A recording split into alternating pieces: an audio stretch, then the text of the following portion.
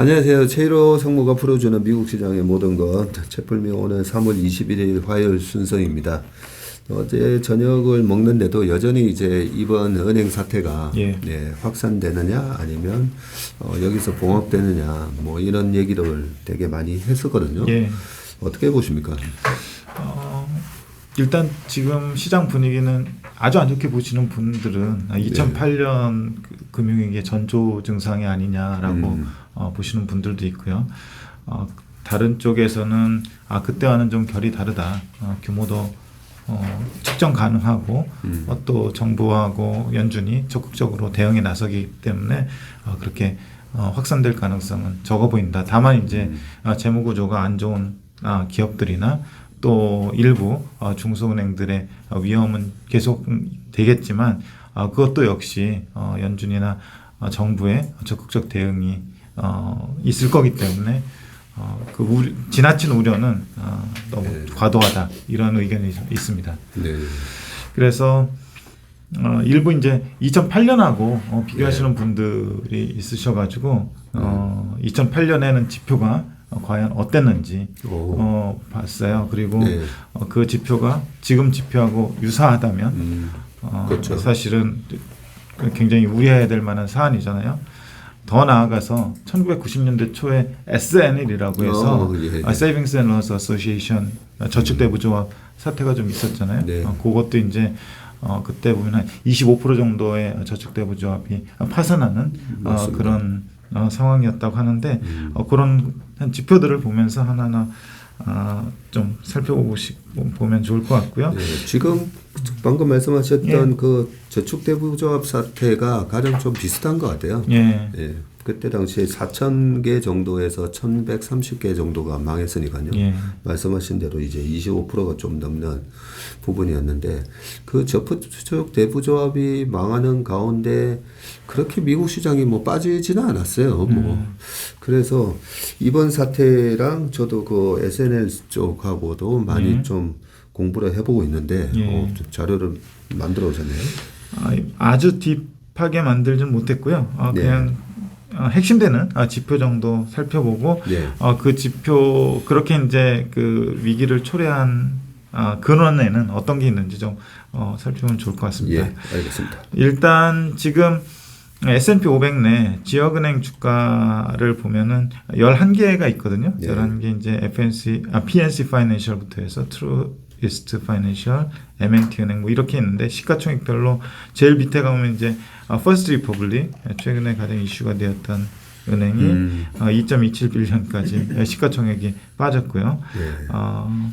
어제도 이제 47.1%가 하락을 했는데 거의 이제 지방은행의 어떤 확산의 우려 때문에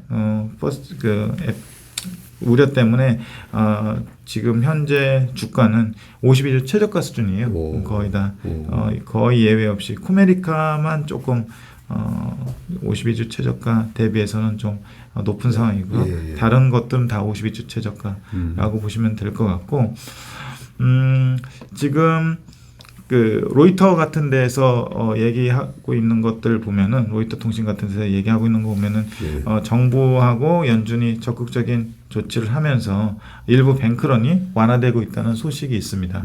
이걸 뭐 계량적으로 바로 확인을 할 수 없지만 어쨌든 그런 뉴스 플로우가 좀 나오고 있고요.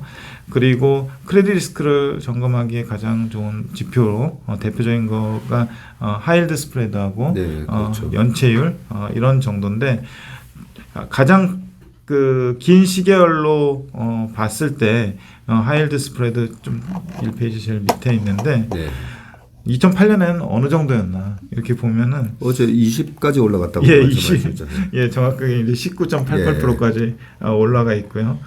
지금은 한 5% 수준이고 닷컴 버블 때는 그럼 얼마였냐 이렇게 살펴봤는데 한 10.2% 정도였어요. 그렇네요.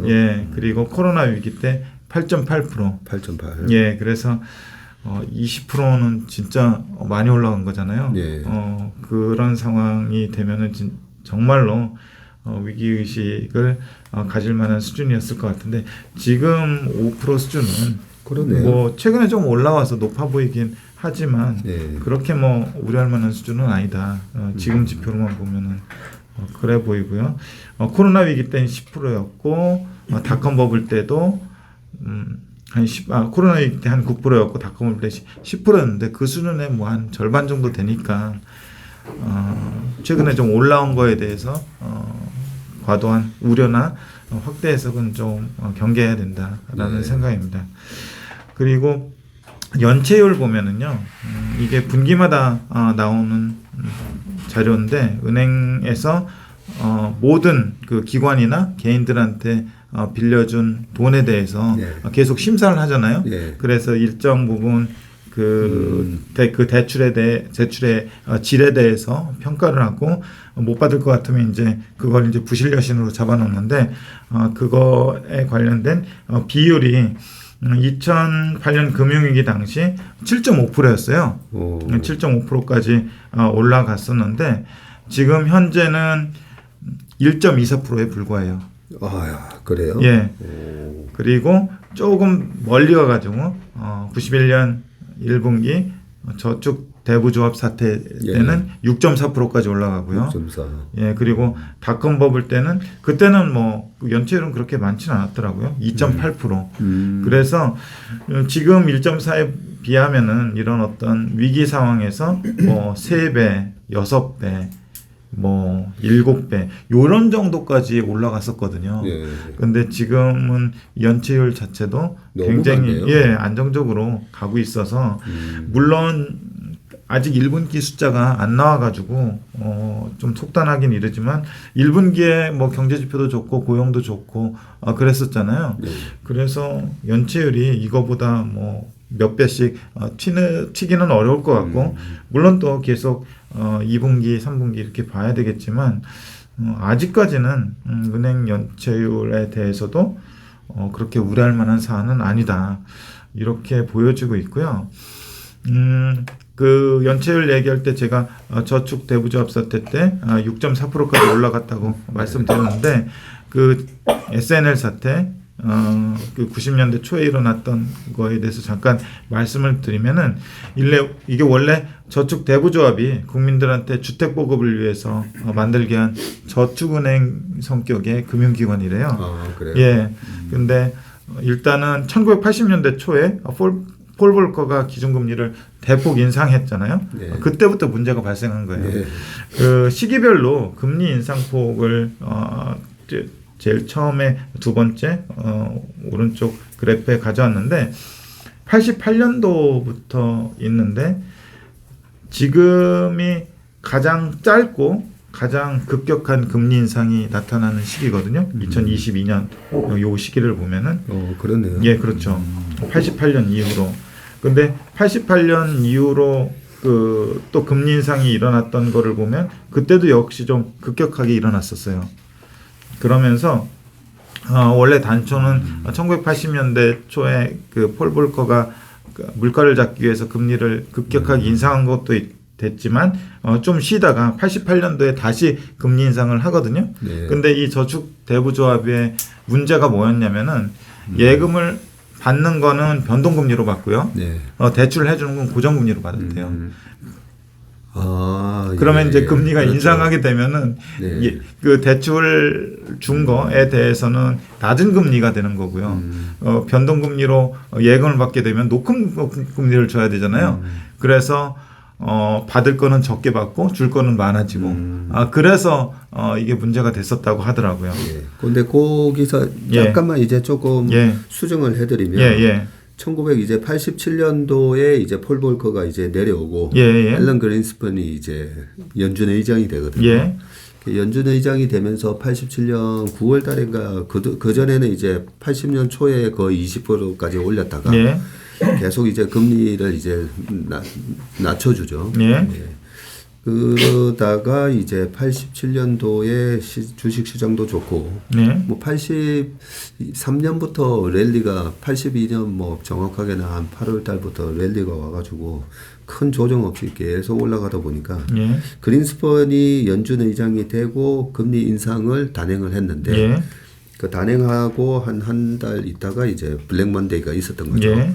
블랙 먼데이가 있으니까 또 금리를 낮춰주고 예. 금리를 낮춰줬더니 다시 1987년 하반기부터 다시 주가가 올라가면서 88년부터 앨런 그린스펀이 다시 금리를 올려요. 예, 그렇죠. 올리는데 요 지금 88년 그래프가 요건 거죠. 예, 그렇습니다. 시기별로 금리 인상폭이 쭉 올라가는. 근데 이 정도로 가파르게 올렸는지 몰랐네요. 예, 가파르게 올렸고 그때 폭 자체가요. 그 제일 밑에 제일 밑에가 어디냐?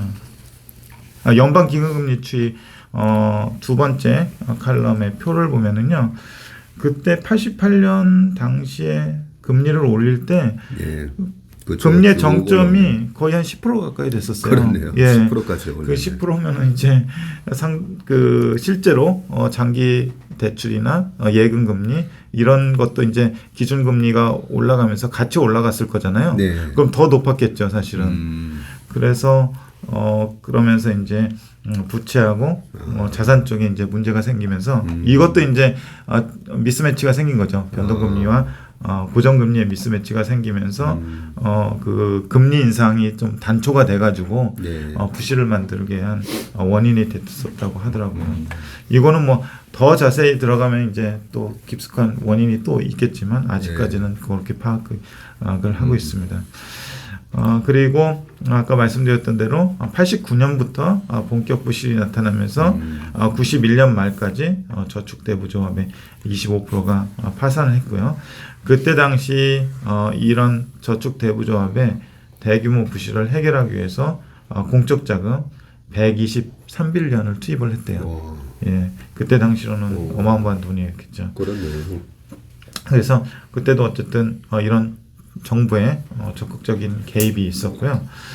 최근에 나타난 그 연준의 개입은 역시 이제 유동성을 푸는 건데 구체적으로 얘기하면 Bank Term Funding Program이라고 해가지고 BTFT를 통해서 유동성을 지원을 하고요. 또 재할인 창구를 통해서 은행 대출 확대. 이 재할인 창구라는 게 은행에 지준을 확대해주는 그런 그 시스템이거든요. 그거를 통해서 은행 대출을 확대하는데 지난번에 보여드렸듯이 연준 자산이 급격하게 늘잖아요. 최근 일주일 새 300빌리언이 증가를 했고요. 이 수치가 매주 수요일날 발표가 되거든요. 매주 수요일날 발표가 되니까 한 목요일쯤 우리가 그 연준의 자산이 또 어떻게 변화가 됐는지 확인할 수 있을 것 같아요. 그리고 현재의 그 어떤 이슈를 살펴보면 2008년이나 뭐 대부조합 사태 뭐 이런 것들을 보면은 지금은 어쨌든 리스크의 규모를 어느 정도 측정할 수 있는 상황이라고 생각을 하고 있고요. 또 아까 보여드렸듯이 부실 대출의 문제도 아니라 가지고 과거에 일어났던 큰 금융위기하고는 조금 성격이 다르지 않나라는 생각을 하고 있고요. 그래서 이번 사태가 은행 시스템 전반의 리스크로는 확산되지 않을 거라고 보고 있는 것이 정부나 연준의 적극적 대응이 계속 잇따르고 있기 때문에도 그렇고 관리 가능한 리스크다라는 차원에서 그렇게 좀 생각을 합니다.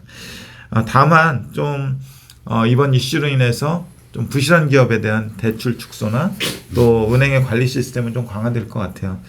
그래서 그에 따른 좀 신용 축소가 좀 일어날 것 같고 그래서 그 좀 재무 구조가 안 좋은 기업들에는 좀 부정적 영향이 있을 거다. 그 정도의 느낌이 있습니다. 그러고 보니까 저 SNL 여기 적어주셨듯이 결국은 이제 미스매치 문제인데 그 예금을 받을 때는 변동금리고 최근에 우리도 예금금리가 뭐 4.5, 5.5 뭐 이렇게 올라가다 보니까 단기금리가 올라가면서 조달해야 되는 예금에 대한 조달 코스트는 올라갔는데 그렇죠. 보통 장기는 미국에서도 보면 장기적으로 모기지 금리를 내가 정하고 이 금리가 올라가면 굳이 리파이낸싱을 안 하고 그죠? 금리가 떨어졌을 때는 리파이낸싱을 또 하기도 하는데 지금 같은 경우에는 뭐 장기 금리를 낮게 조달하고 있는 개인들 입장에서는 할 필요가 없는 거고 그죠. 거기에 미스매치가 발생하다 보니까 SBB 은행도 최근에 이제 막 금리를 확 높여가지고 예금을 받으려고 했었고 그렇죠. 그게 뭐 제가 저축은행에서 일을 1년 반 해봐가지고 잘 알거든요. 딱 망하기 직전에 그때 저희 제일저축은행뿐만 아니라 은행들 저축은행이 그 후순위채를 발행했어요. 그 후순위채를 발행하면서 후순위채 금리가 8.5%를 주는 거예요. 그러니까 저희 매니저 중에도 한 명이 이제 그때 저희가 이제 운영을 잘해가지고 받은 보너스를 뭐 8.5%가 어디냐 그러면서 그 후순위채를 샀어요 또. 근데 저는 이제 금리를 많이 주는 상품을 별로 안 좋아하거든요. 뭔가 그리고 후순위채잖아요. 순위가 밀리는 순위가 밀리고 우리 또 순위 밀리는 것도 싫어하지 않습니까? 그죠? 우리 최상무님도 항상 이제 초격차 1등을 목표로 하시듯이 그래서 그때 그런 일이 있고 결국은 저축은행들이 많이 망했는데 우리나라 저축은행은 그때 당시에 보면 약간 2011년, 12년도에 그때 이제 남유럽 위기도 터지고 희한해요. 이 역사가 되게 비슷하게 지금 반복되고 있는데 대출에 대한 부분이 약간 부실한 게 되게 많았었더라고요. 그런 부분도 있는데 어쨌든 1988년에 금리를 또 이렇게 가파르게 올렸던 게 미국의 저축대부조합의 그 4,000개 중에서 뭐 1,130개나 망했으니까 꽤 큰 사건이었었고요. 근데 이 미스매치로 인해 발생한 문제는 이게 확산이 안 되잖아요. 결국은 이 우량한 은행, 그 돈을 많이 들고 있고 또 최근에 나타난 현상이 그런 경우에 결국은 저축은행에서 그때 저희 제일저축은행도 KB로 흡수됐거든요. 그러면서 뭐 KB금융이 뭐 부실화됐느냐. 오히려 KB금융이나 신한이 그런 저축은행들 목까지 많이 흡수하면서 더 덩치가 커졌어요. 뭐. 그런 이제 약간 이렇게 리셔플링 하는 느낌? 그죠? 그런 식으로 오히려 금융권이 좀 더 건전해지는 그런 약간 효과도 있었던 거 아닌가 싶어요. 이럴 때 뭐 대형 우량은행들은 부실한 은행은 좀 헐값에 사가지고 그러니까요. 이제 사업 개편이나 뭐 더 좋게 만들려고 하는 노력들을 할 것 같아요. 그러니까요. 그래서 최근에 뭐 UBS도 그죠? CS를 완전히 이제 엄청난 경쟁사였는데 예전에 한 10년 전에는 시총도 비슷했더라고요. 맞습니다. 그 시총도 비슷했다가 어떻게 보면 KB랑 신한이 뭐 되게 이렇게 경쟁을 하다가 완전히 헐값에 그냥 한쪽을 흡수해버리는 그런 모습이 지금 재현되고 있기 때문에 이럴 때는 이제 체력 약한 은행이 많이 빠졌다고 우리가 저점 매수 나서는 게 절대 아니다는 거. 그렇게 하시면 절대 안 되고 이럴 때도 그러면 섹터별로 굉장히 디커플링이 일어나면서 88년, 89년, 90년 갈 때도 미국의 그 상당히 그때 혁신 기업들이 바로 이제 퍼스널 컴퓨터를 만들었던 마이크로소프트였고 그죠? 인텔이라든지 이런 기업들은 뭐 그냥 나는 나갈 길을 간다 하면서 계속 올랐어요. 지금도 약간 변화의 조짐이 있잖아요. 그게 그렇죠. 이제 변화가 어떤 큰 변화로의 조짐일지 아니면 그냥 말뿐일지 모르지만 뭐 AI나 챗GPT 이런 것들이 생기면서 그거에 대한 가능성 일부 좋게 보시는 분들도 그렇죠. 꽤 있으시더라고요. 그래서 저희가 크레딧 리스크 가능성은 계속 체크를 해드릴 테니까요. 조금이라도 쌀 때 우량기업의 핵심 우량기업의 주식을 싸게 사는 기회로 사야 된다는 그런 어떤 중심을 잡고 시장을 바라보셨으면 좋겠습니다. 오늘 최일호 상무님 수고 많으셨고요. 채플미는 오늘 여기까지 하겠습니다. 고맙습니다. 감사합니다.